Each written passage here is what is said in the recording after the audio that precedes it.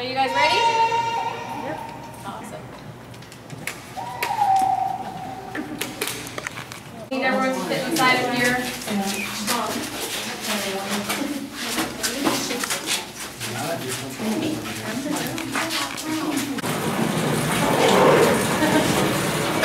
So right now we are standing in our airlock doors. This is what separates the ventilation from in the building and in the mine. So these are two different ventilation systems and we don't want them crossing each other. So these airlock doors are preventing that from happening. So these doors will never be open at the same time. They can only open one at a time. And typically you're going to have many of these throughout a mine because we're having so many different airflow systems underground.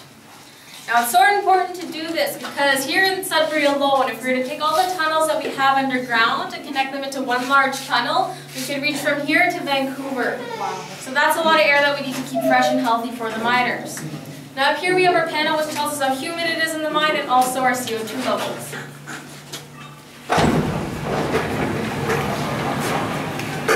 I need everyone to meet me at the blue pool light over there. Alright, so right now we are currently standing in what we call a drift. Now the drift are the smaller tunnels to get to the larger areas of the mine. Now underground you have no natural light coming from surface, so the miners do have to bring all their light down with them. So we're going to do a little experiment and we're going to turn all the lights off, okay? Alright, 3, 2, 1.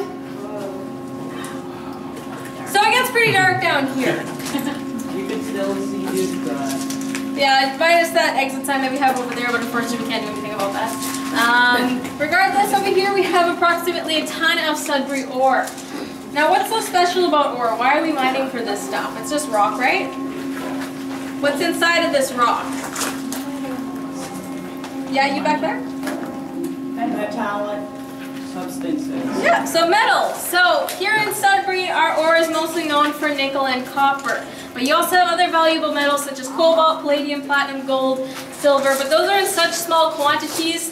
Again, there's a whole list of them. So Sudbury is mostly known for our large quantities of nickel and copper.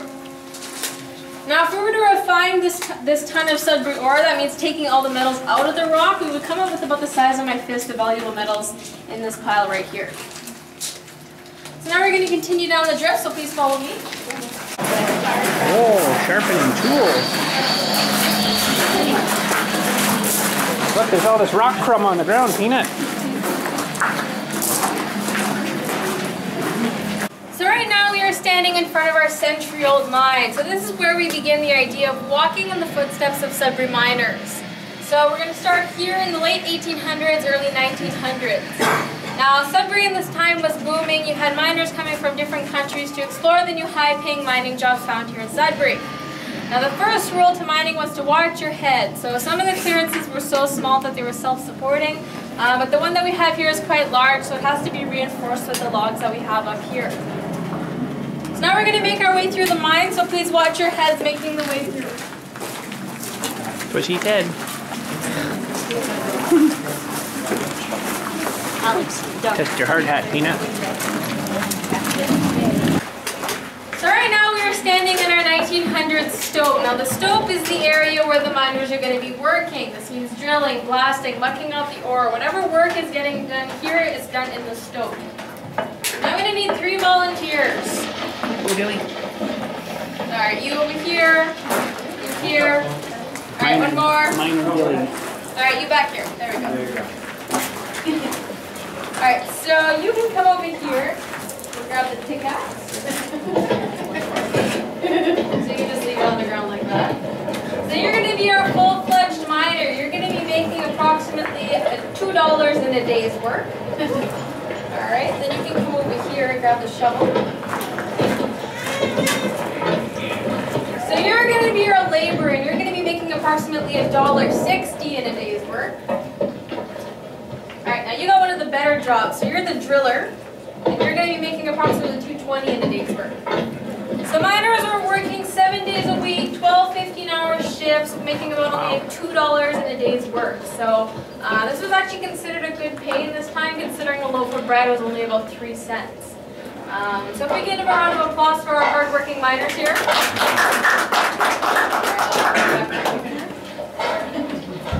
You guys can just go back.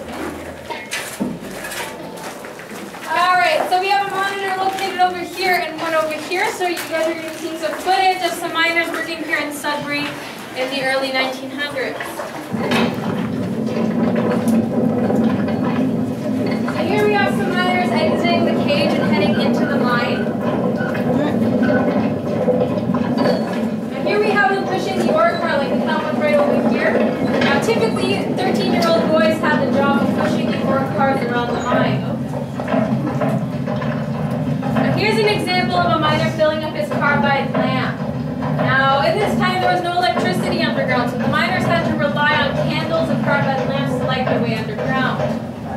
Now the miners also had to pay for all their equipment. This means their hard hats, their candles, their matches, their carbide lamps, the dynamite, whatever stuff they were using underground came out of their own pocket.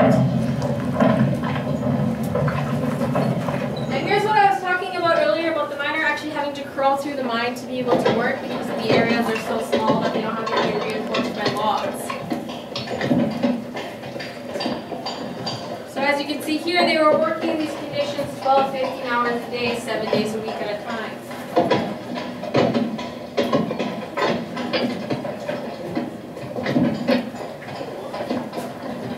Now over here we have our Sherbrooke Grand Drill.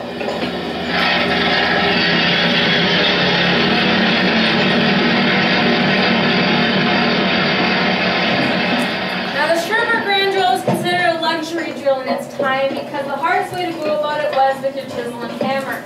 So this method was a lot faster. There was a couple downsides to it though. So one of the things was that it was very heavy, it was very loud, you had to have 2 miners operating it at the time, and it also was a dry drill, which means there's no water running into the bit, which created a very dusty and dry environment, which wasn't very good for the miners' health. Now the different steps to mining would be to drill, to blast, and then muck out the ore. So in the video right now you're seeing how they would blast the area.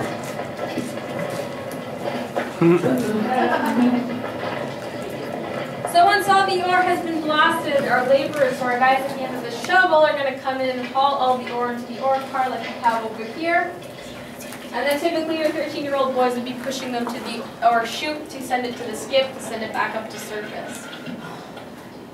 Now if everyone wants to take a look over here, we have a series of boxes. Now this is typically what the dynamite would be stored in.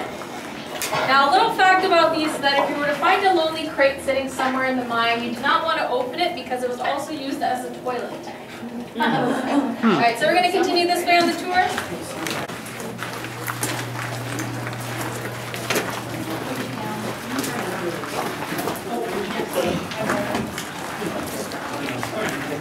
Of our ore chute.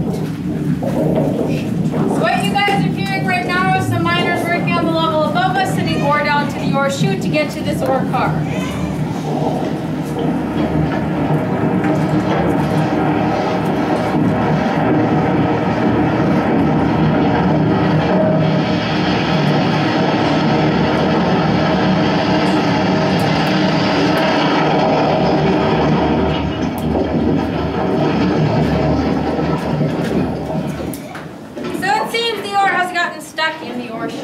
Now this is a thing that happened a lot in the 1900s.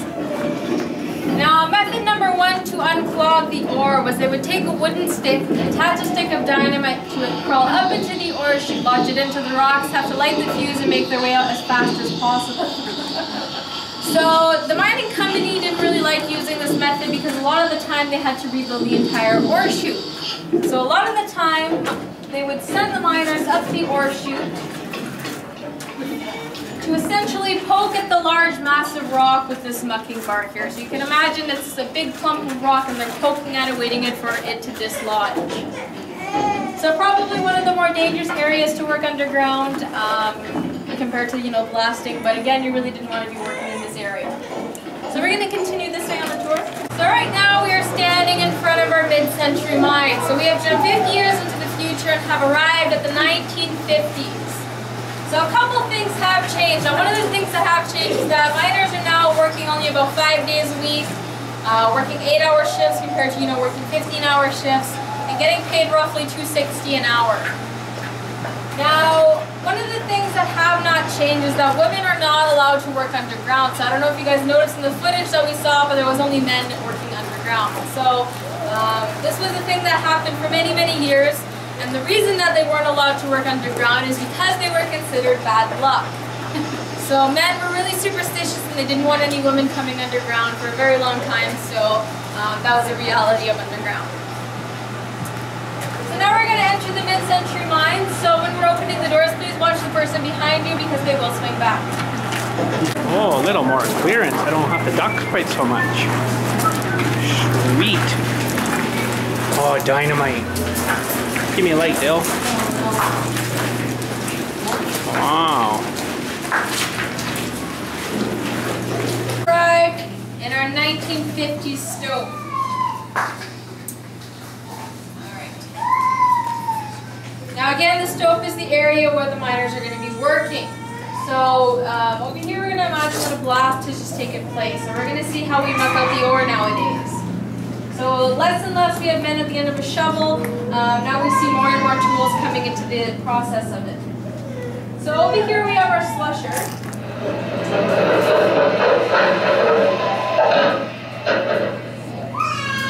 So how this works is kind of on like a three-point system. So you have the main slusher at the front, and then you have the rake over here, and then the pulley at the back. So it all works together so that the miner is able to scrape all the ore into the ore pass, which is located just behind the slusher here. Now if we're not near an ore chute, we're going to use our mucker to muck out the ore.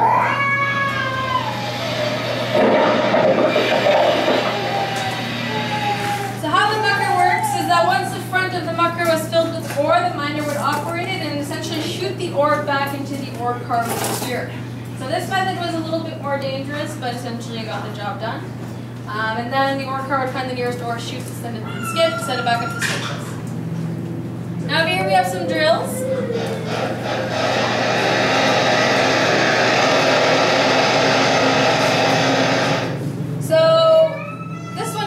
Our jack leg drill, and then over here we have our stover. So the jack leg drill was designed to create horizontal holes heading into the rock, and then this one here was to create vertical holes heading into the rock.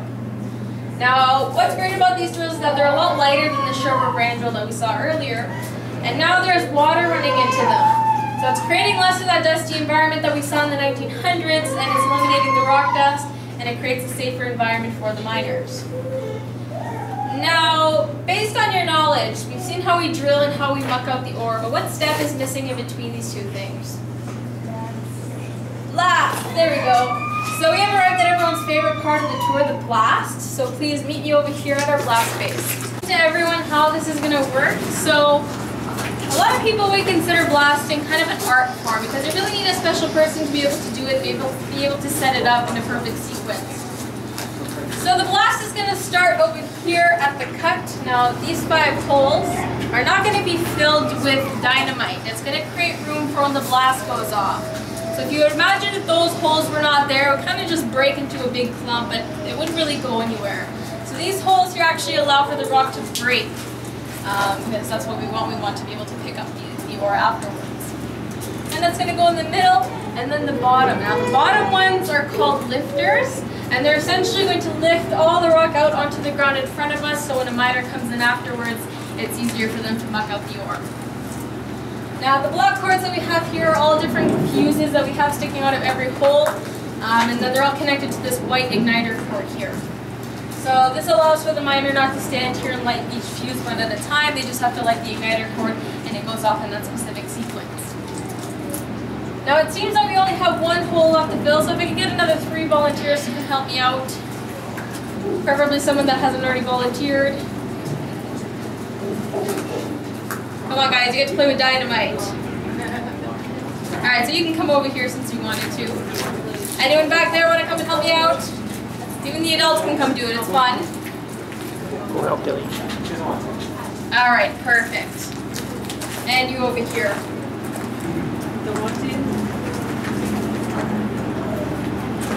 There we go.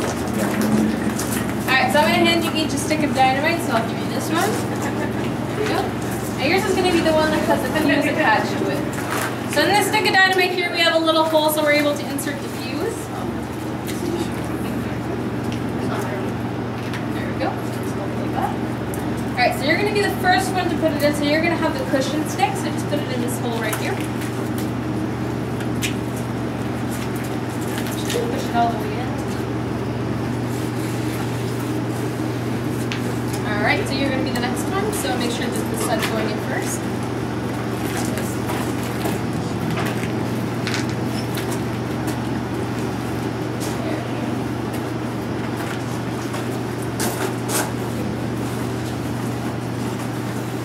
Alright, last one, just there again. Perfect. Alright, thank you very much, guys. Alright, so I also pushed it all the way in with a wooden stick and not a metal stick, because if I were to have a metal stick it might spark up against the rock and we don't want for it to go off before the miner can get to safety. Now I'm going to be covering the hole with this piece of clay, so we're reinforcing the blast into the rock.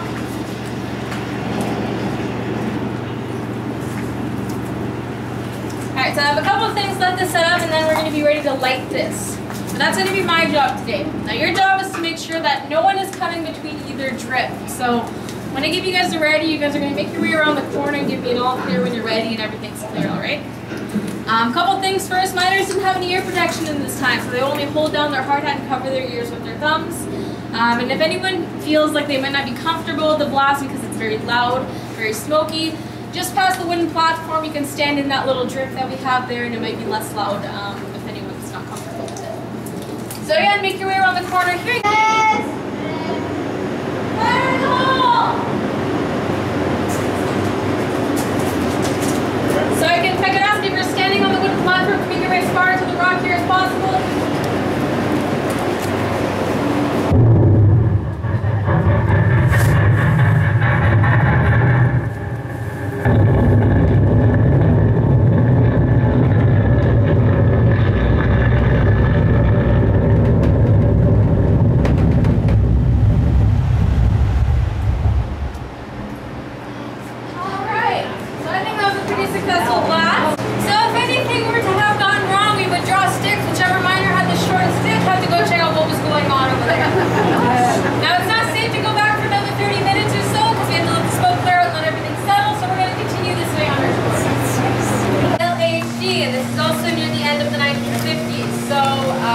Here we have our low-haul dump. Then here we have a photo capture that you guys took earlier on the tour. And I do believe you guys are going to be seeing the pictures of a little bit later on as well. Alright, so is everyone ready to enter the modern mine? Yes. Maybe. Alright, the follow please. In our modern mine. Now again, things are changing. One of the things that have changed that made a big difference is that women are officially allowed to work underground. So it's a big change, but more and more women are entering the mining trade every day, which is awesome. And also bigger areas, we are enforcing safety equipment a lot more now, so now we have actually ear protections, better hard hats, and the whole kit. So here we have some 2 large drills, so again, this is why we need our bigger areas. Now over here we have our Simba, which is our production drill. Now unfortunately this part of the mine isn't large enough to fit the whole drill, so this is only the drill bit. Now the whole drill is in the poster just over there. And same thing with this one, only the drill bit, whole drill is there. This is our jumbo drill. Now do you guys smell that? What does it smell like? Cinnamon. Alright. So that is actually a very bad thing. That means there is an emergency somewhere in the mine and now we have to get to safety. So please follow me to the refuge station. Oh, it's much hotter in here. I see. In our refuge station. Now, what you guys smelled out there was a cinnamon smell. Now, this is what they do to make sure that everyone in the mine knows that there's an emergency. Now, we don't know what it is. It could be anything, but all we know is that we need to come here to the refuge station. Now, they release a stench gas into the ventilation system, and it's actually called ethyl mercaptan. So in a real mine, it doesn't smell like cinnamon. It actually smells like rotten eggs, which is also the smell that they put in your propane. Now, to pass around these scratch and sniff cards, if you guys really want to know what that smells like.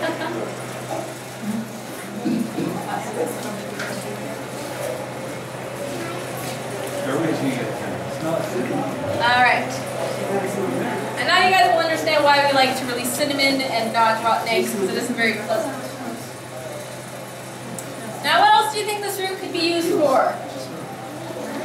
Lunch, there we go. So we have our microwave, our fridge, we have some lunch pails on the table, which are actually pretty iconic here to Sudbury.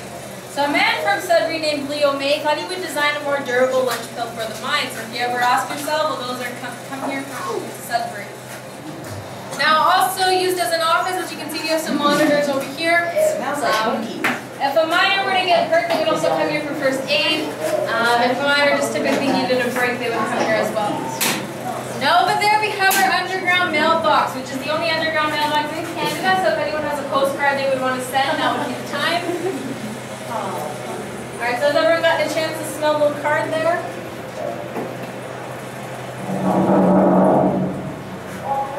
Alright, so that's all clear to leave, so I'm going to grab those cards back for you guys.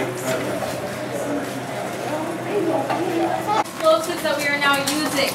So we're no longer using dynamite underground because it isn't very safe, considering if you were to drop it, it could detonate upon impact. So these methods here make mining a lot more safer and a lot more efficient. Now we're going to head into the modern stove.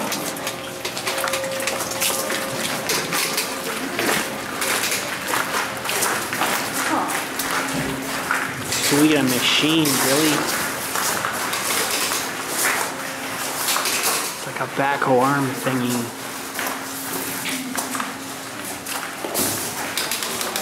Monitor, we have some footage of our LHD store that was called Dump in Action. What is cool about the LHD is that it is remote control. So a miner is able to sit on surface in his office without actually being underground to be able to control the LHD. So this is one of our methods making mining a lot safer, considering a miner doesn't even have to be underground to do the work. Another fact about the LHD is that this one here holds about 18 tons of Sudbury ore.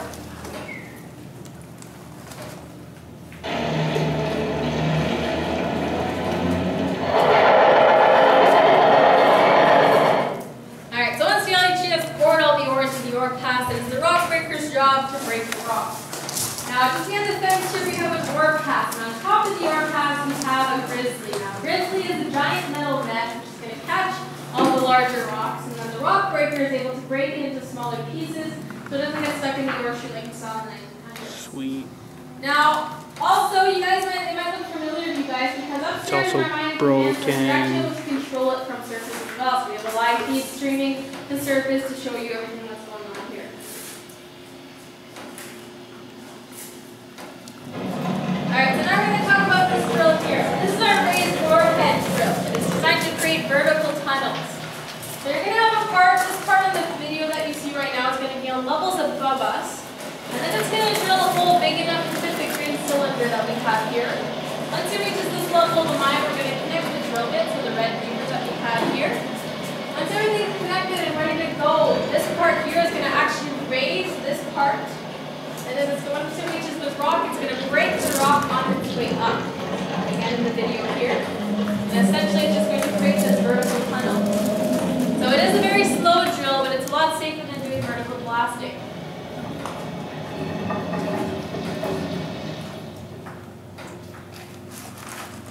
Now we have some more footage here. Now this is the drill that we saw earlier before heading into the refuge station, so our Simba, our production drill.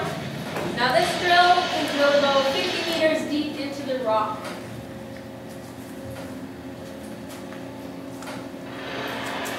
Now this is the second drill that we saw before heading into the refuge station, so this is our jumbo drill.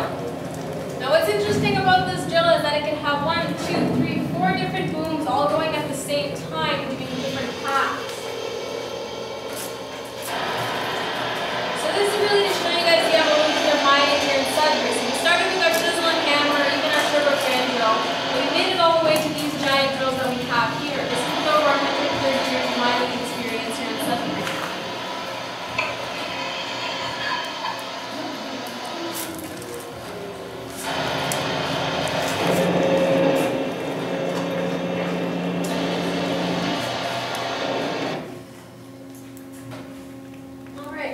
So after the tour, if anyone wants to check out the rock breaker, you can do so, and you're able to control it in our mining computer. Sweet. So we're going to head out of here now. So please follow me.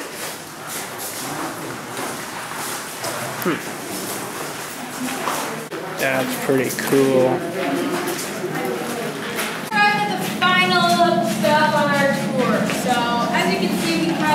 there's trees here. Now, why do you think we would have trees underground? Does anyone know? Oxygen.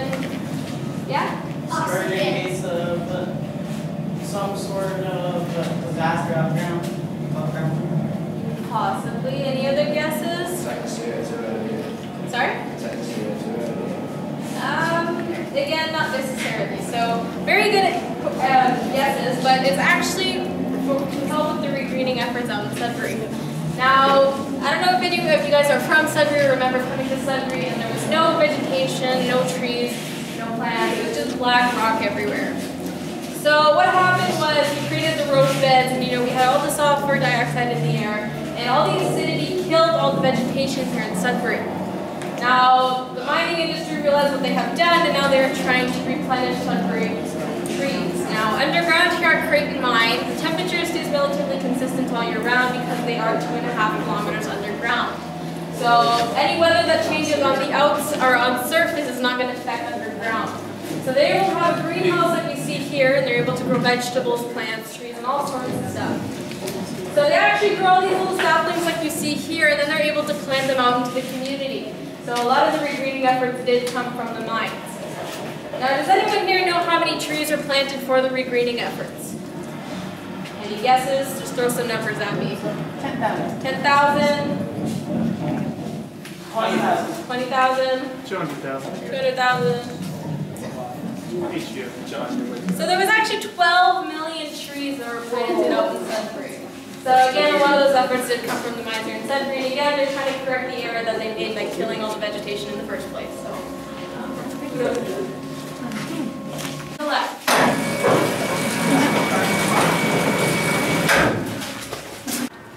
So here at Dynamic Earth, we have a fancy elevator. I wouldn't really call it a cage, but in a mine, it actually does look like a cage. It goes down underground very quickly. And to call it down, they use this bell-looking thing over here. So they have a series of codes listed there depending on what level of the mine they want to go to. So let's say we wanted to head to level 600, called this code here.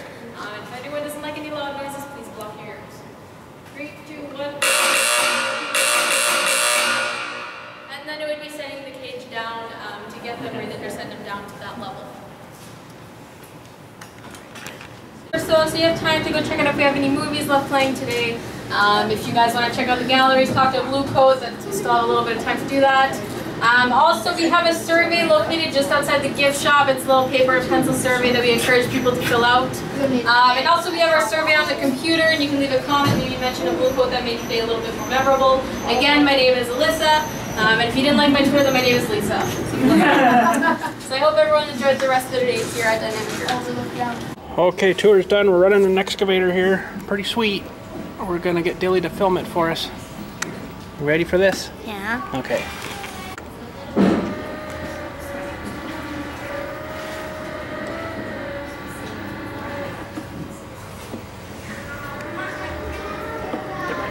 Controls too, Dilly.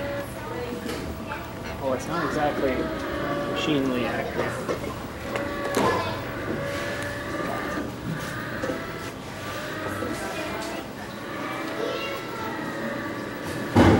Good bucket.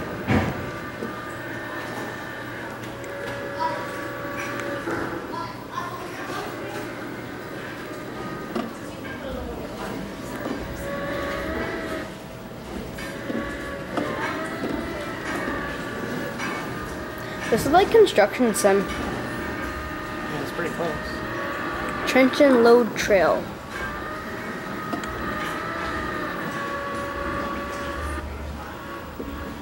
And we can move our tracks too. Now we can. Oh, hang on.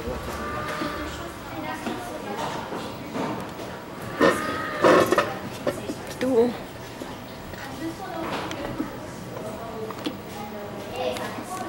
I don't think there's a button over here. Oh, we started it again. Sweet. Okay.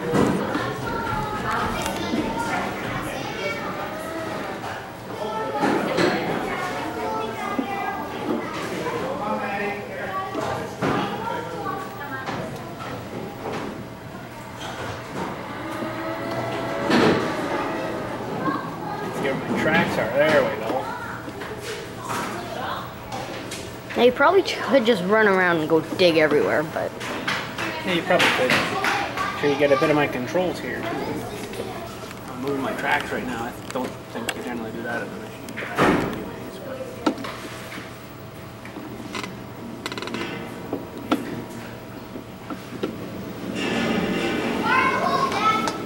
okay, let's get digging a basement here, Dilly.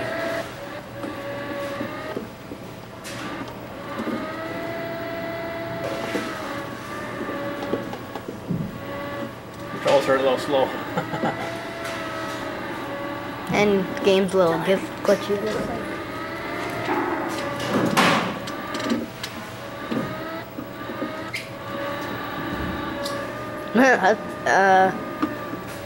That was a good bucket.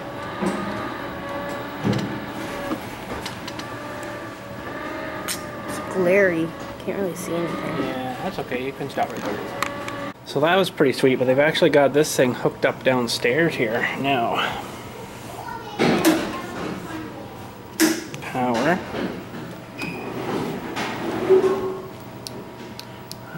Some guy had it going here, but maybe they got her shut down now.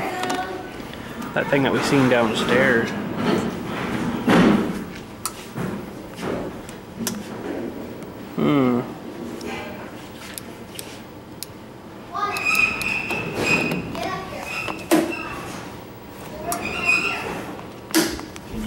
Power, link.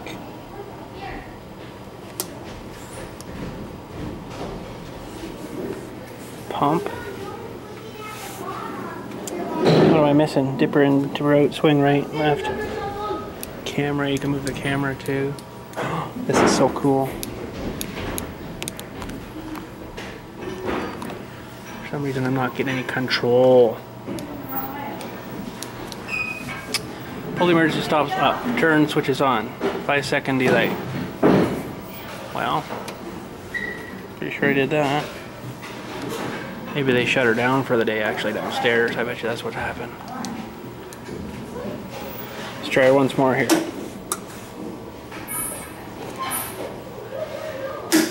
Turn on switches. No other switches I don't see. No switches nowhere.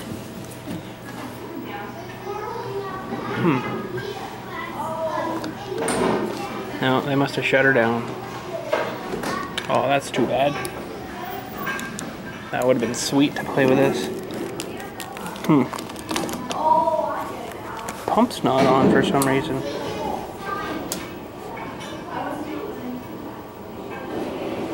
Pump.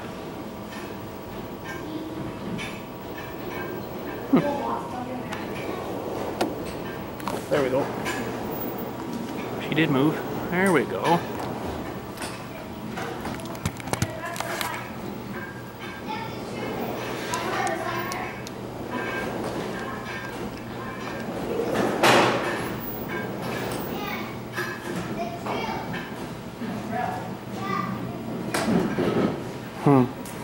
It's backwards to my controls I'm used to.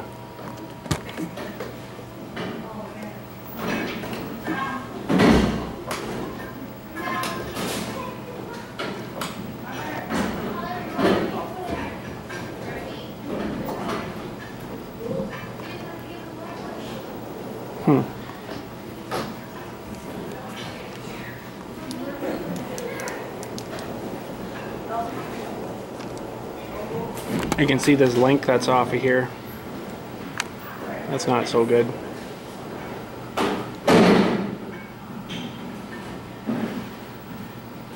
Yeah, that's not too good. Oh well. That's pretty cool. That down, main. This is the thing that they used to jab the stuff through. Probably has a jackhammer on it. And let me back that up a bit for you there.